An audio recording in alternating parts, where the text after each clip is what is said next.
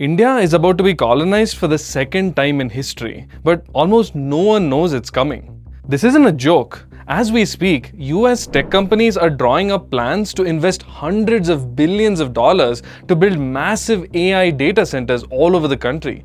And Indian politicians are lining up to give them tax exemptions and land to attract more investments. Now, you might say, hold on, AI and computing technology are like the most profitable and cutting edge industries in the world right now. Isn't it a good thing if trillion-dollar tech companies want to invest in India's future by installing their data centers in our country? Won't that mean more high-tech jobs and better tech infrastructure for India?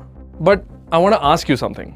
Why is it that more than 71% of Americans are strongly against having a data center in their local area? Why have thousands of citizens all across the US banded together in protest against Google or Amazon or Meta building cutting-edge AI facilities near their homes? Here's the reality.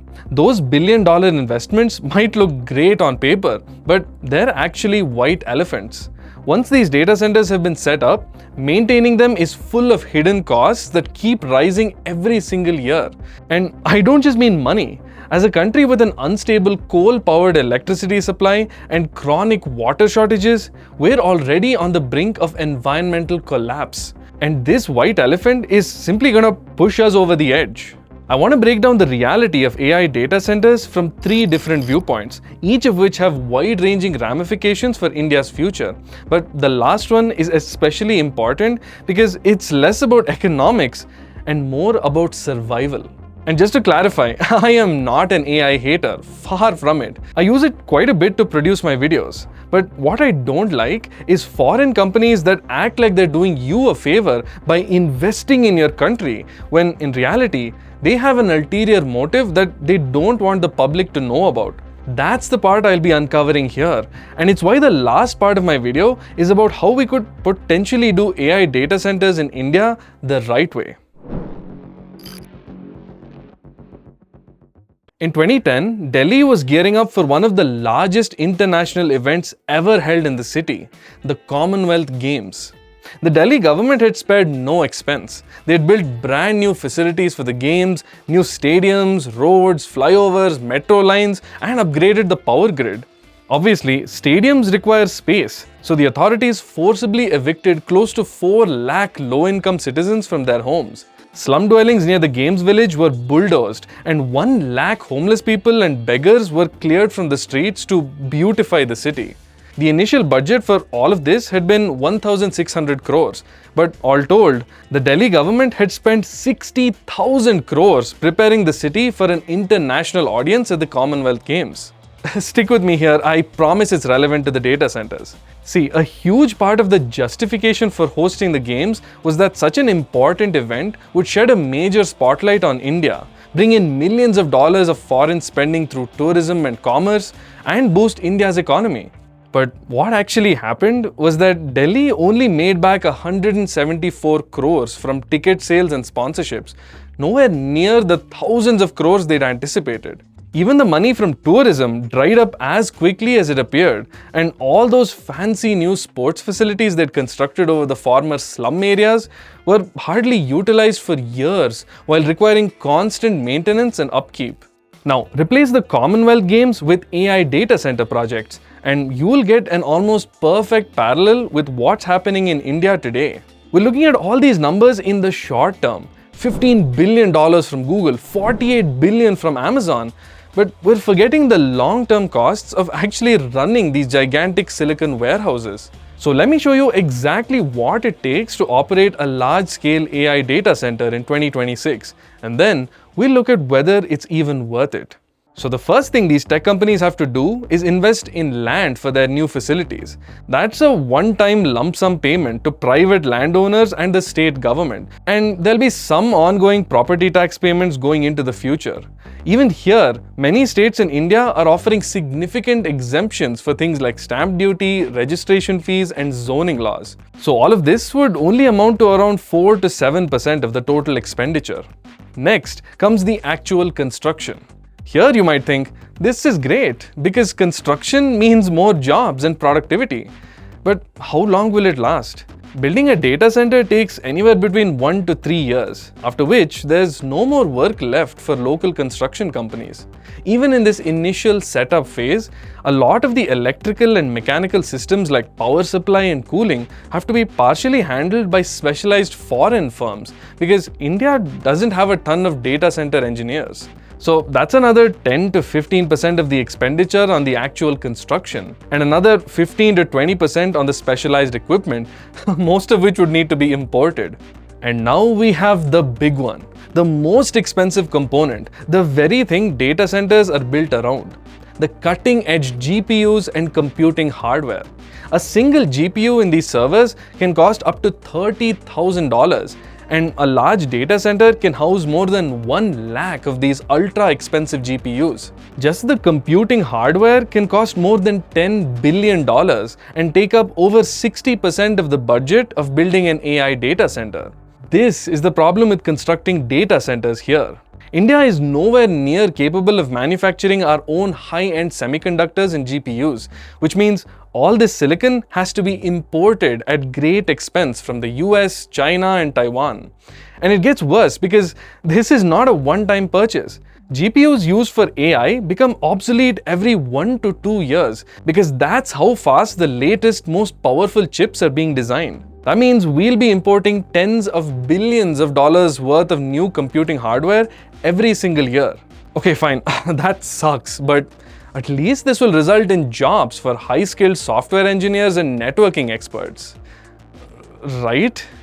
I want you to guess how many people work full-time at a data center that consumes enough electricity to power 1 lakh households. No, seriously, guess.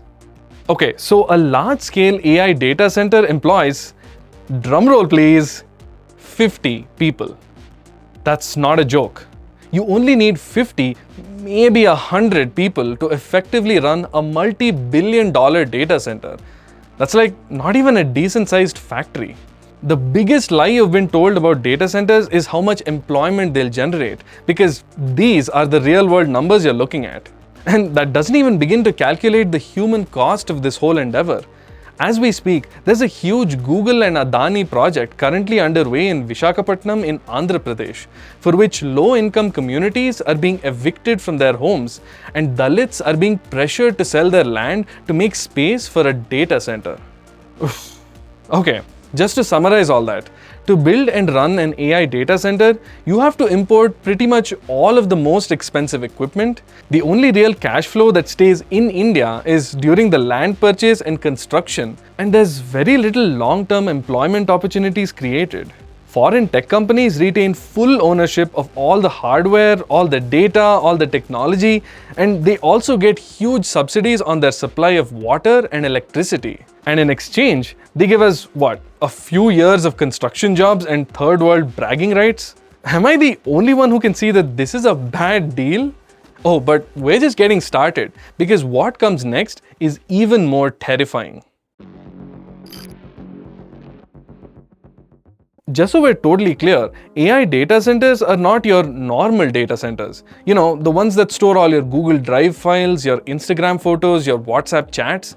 Most traditional data centers are for cloud computing and data storage, which still means you need powerful hardware. But they are nothing compared to the turbocharged, power-hungry behemoths that are AI data centers. See, in order to train and run the latest large language models, you need extremely powerful GPUs and computing hardware. And powerful hardware is extremely energy intensive. AI data centers consume between 3 to 5 times more energy than traditional ones. Google is building a massive 600-acre data center complex in Visakhapatnam, which, once completed, will consume nearly 1 gigawatts of power. For context, the entire Visakhapatnam district, a region with 17.5 lakh residents, consumes 10 gigawatts. Just one data center is going to consume as much power as 1.5 lakh people, and it's going to come up in the next 5 years. When data centers began cropping up in the US, local residents living near them noticed their electric bills going up by as much as 267% in just 5 years. On May 1st, Georgia Power residential ratepayers experienced a 24% rate increase. Just since 2023, Georgia Power has raised rates 6 times. This wasn't just because these facilities were soaking up massive amounts of energy from the grid. They were also paying much less than they were supposed to, purely because US states had given them energy subsidies and other exemptions.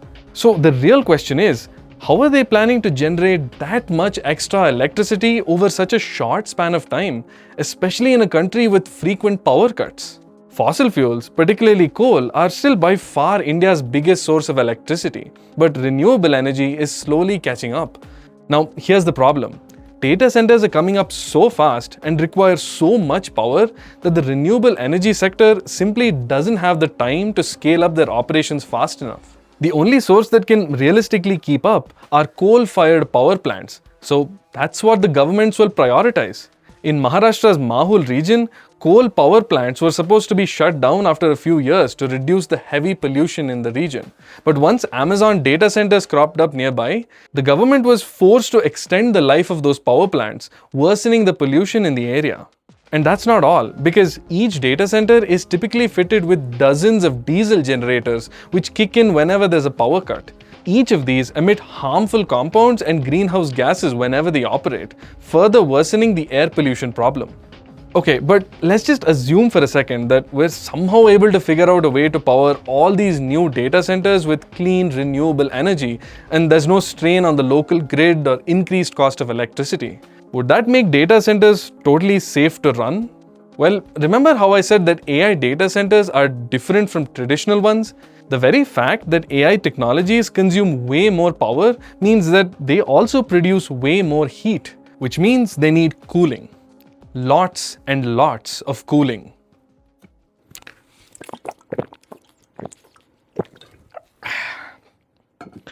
Let's talk about it. By the way, if you're enjoying this video so far, please like this video, subscribe, and share it with your friends and family. You can also find all my videos on Spotify, so you can either listen to it like a podcast or watch it like a video. Either way, your support helps me keep making in-depth videos like this. Now back to the data centers. What's funny is that even after all this bad news about data centers, we still haven't talked about the single worst downsides of building them in India: the water issue. See, all those high-performance servers running 24/7 in a data center generate ungodly amounts of waste heat. A single 1 gigawatt facility will generate as much heat in 24 hours as 2.5 atomic bombs. So we need to cool those chips down, and there's really 2 cost-effective ways to do this: closed-loop liquid cooling and open-loop water cooling.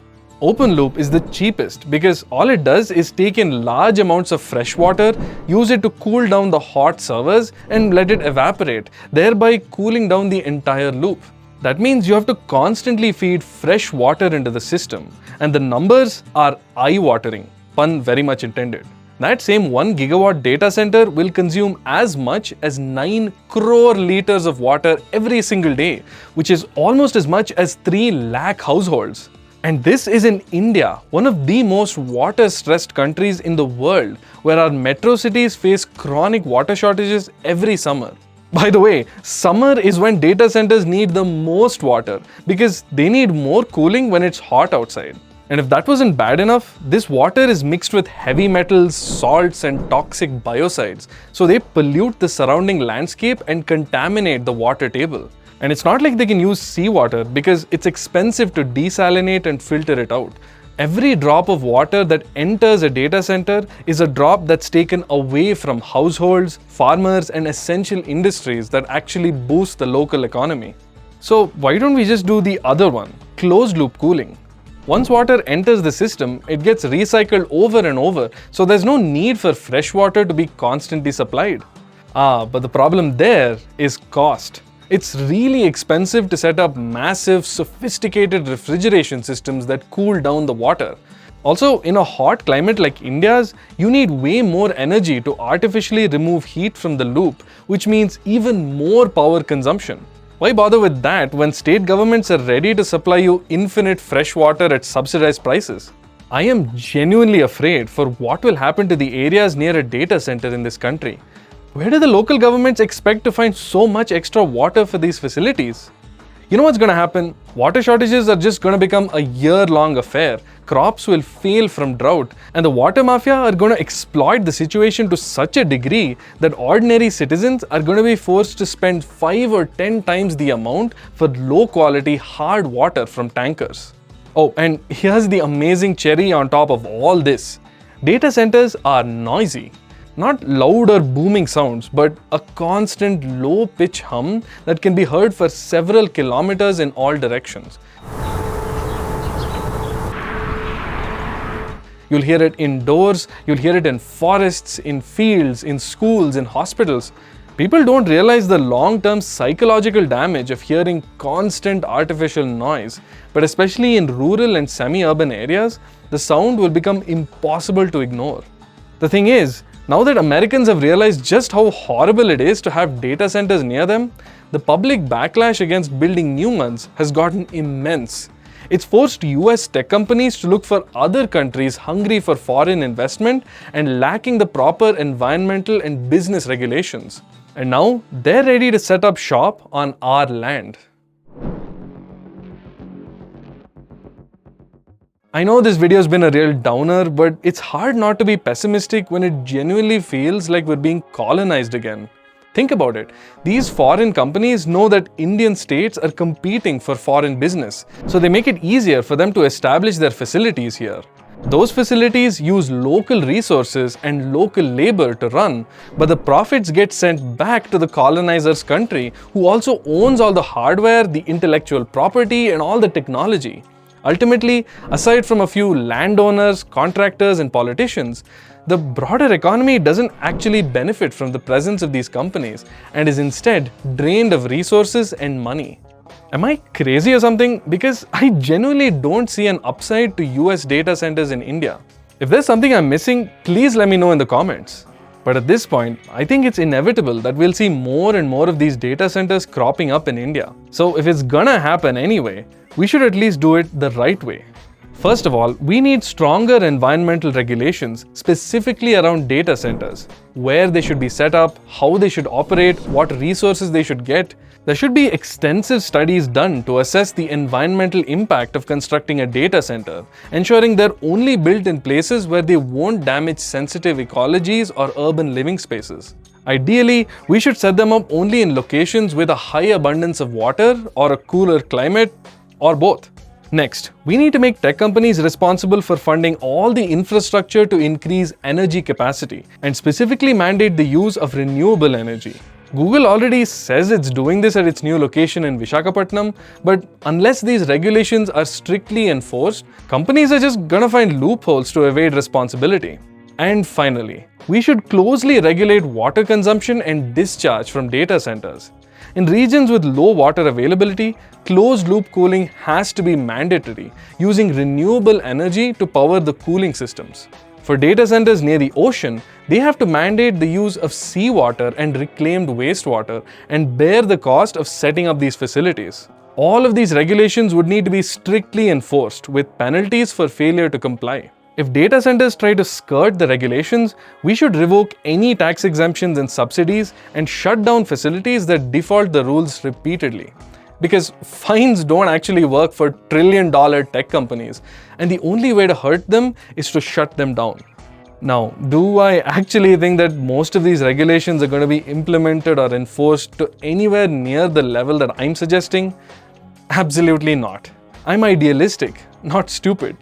After the Commonwealth Games ended in 2010, there were widespread accusations of corruption against many top officials and politicians involved in the project. There were inflated contracts for construction, overbilling for basic goods and services, and low-quality infrastructure built for outrageous prices. With data centers, just give it a few years. I wouldn't be at all surprised if we hear of a bunch of high-level corruption scandals around land acquisition, water, and power. Most of the politicians bidding for data centers in their states are doing it mostly to fill their own pockets and not really for the benefit of their citizens. Because if we really did care about creating jobs and staying at the forefront of technology, we'd be building semiconductor fabs, not data centers. Ultimately, tech companies know what they're doing when they come to India for this. They want minimum regulations, and we don't enforce them anyway. It's a match made in heaven. or for the rest of us, hell. But no matter how bad it gets, I don't think the data center industry could ever get as bad as the most corrupt industry in India, the sugar mafia. Every year, millions of farmers are forced to sell raw sugarcane to sugar mills that don't even bother to pay them. And you know why they get away with it? It's because most sugar mills in India are owned by politicians. BJP, Congress, they're all in on it, and they use their political connections to steal thousands of crores of taxpayer money in fake loans, and they even dictate the price of petrol in India. But the worst part is that the reason the sugar in your kitchen is so cheap is because of modern day slave labor.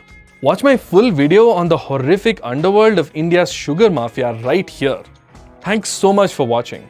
Don't forget, you can also find my videos on Spotify. Please support my channel by liking this video, get subscribed, and become a channel member to get early access to videos and exclusive content.